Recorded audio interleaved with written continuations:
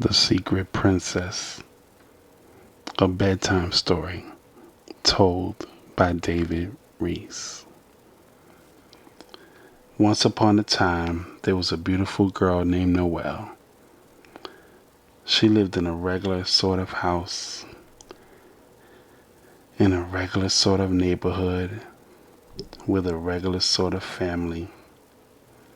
In spite of the fact that her family loved her very much, she felt that her mother, father, and sister were all rather regular.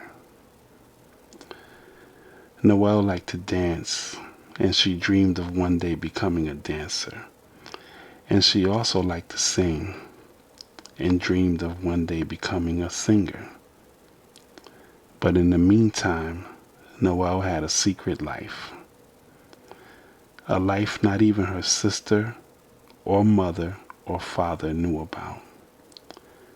Noelle was secretly learning to be a princess. No one in the entire world knew about this except for one person.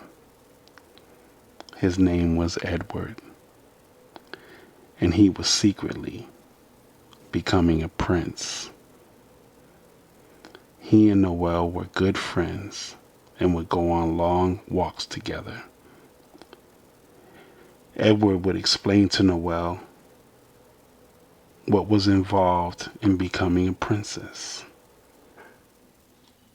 "Why, my future princess," he would say,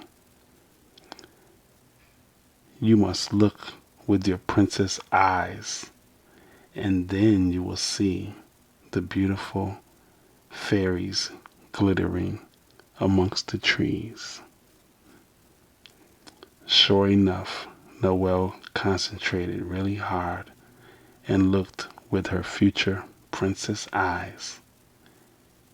She could see the beautiful glittering fairies, just like Edward had said. One day, they took a walk near the dark forest. Edward suddenly cried out to Noelle, "Look, my soon-to-be princess, there's a pure white unicorn hiding in the dark forest." And sure enough, when Noelle looked very deeply into the forest with her new future princess type eyes, she could see the beautiful shy unicorn hiding in the trees. Noelle went home that night and was so encaptured with all of this that she didn't even notice what was on her plate for dinner. In addition to consuming a rather large slice of her mother's homemade meatloaf, which she secretly detested, she also polished off 3 small pieces of broccoli and ate 1 bite of cauliflower without a single complaint. Her mother was so proud of her that she gave her a big bowl of chocolate pudding for dessert with extra whipped cream on top. Her sister was none too happy with the turn of events and complained bitterly until she too was given a bowl of pudding, but much smaller and with only a very small dollop of whipped cream on top. Then both girls were sent upstairs to finish their homework, which pleased no one at all. The next day, Edward and Noelle were happily taking their walk when Noelle thought she heard a voice calling from a steel sewer grate in the ground. She ran over to the grate and called down, "Is there anyone down there?" Edward ran over to it, and they both heard a soft, ladylike voice whisper, Oh, please help me.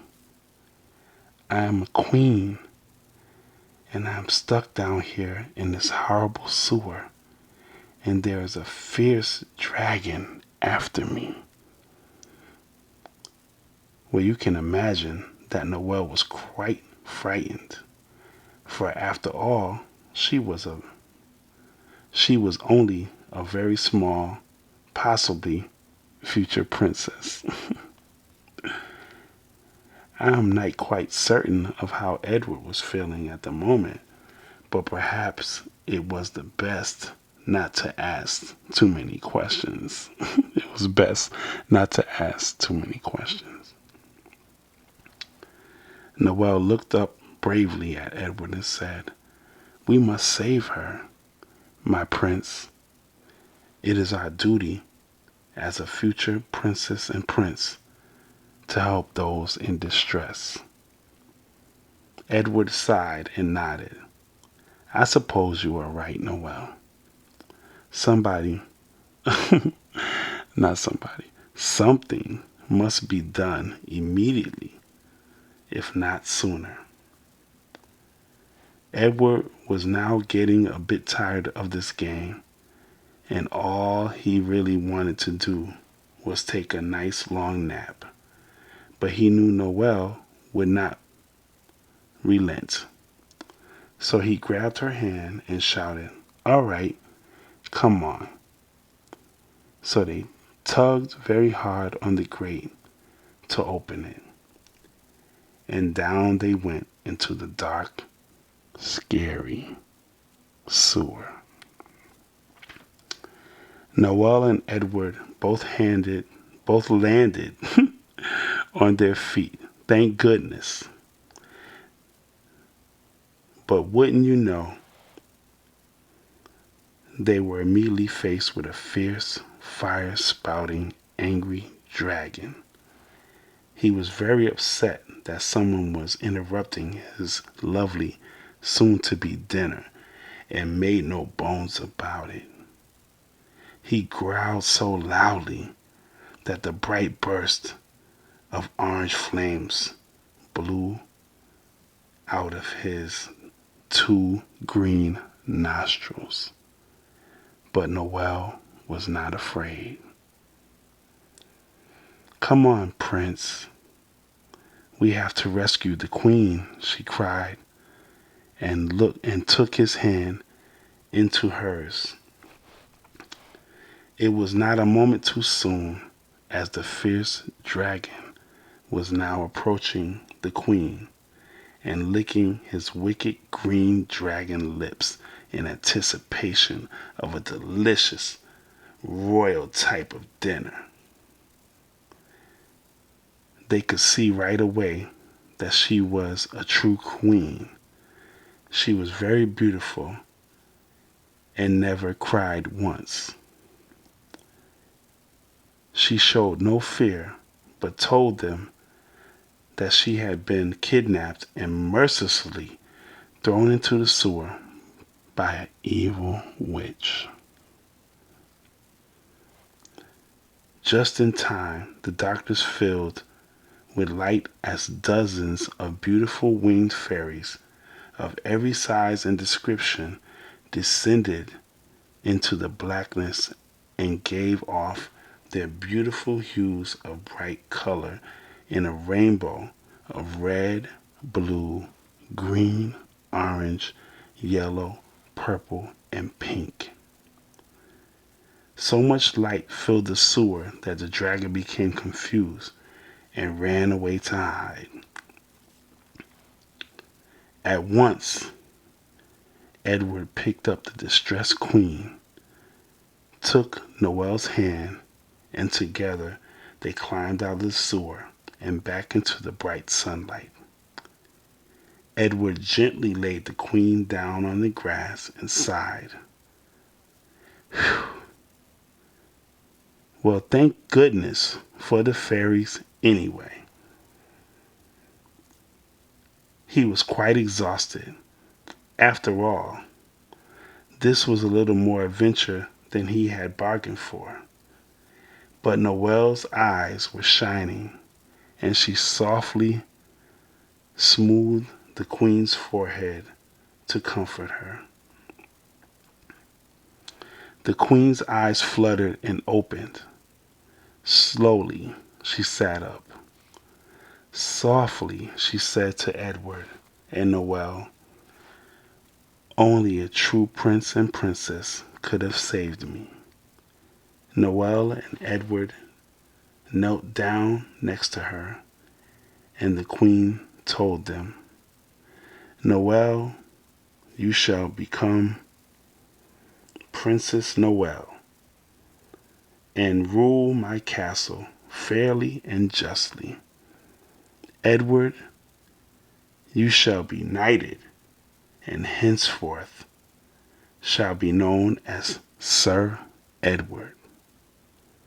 I also intend to proclaim you Prince Edward, so that when I grow old and I am no longer the queen, the two of you shall succeed me and rule my entire kingdom." Princess Noel smiled and glowed in the early evening's golden light, for now she could clearly see the fairies twinkling in the faint starlight, and watched as the beautiful unicorn cantered along through the trees. Even though Edward was very pleased to have been promoted to prince, all he really wanted to do was take a nap. So the queen laid her hand upon Edward, and he happily lay down on the grass for a long, well-deserved nap, while Noel danced around the queen in the beautiful sunset, a true princess at last. The end.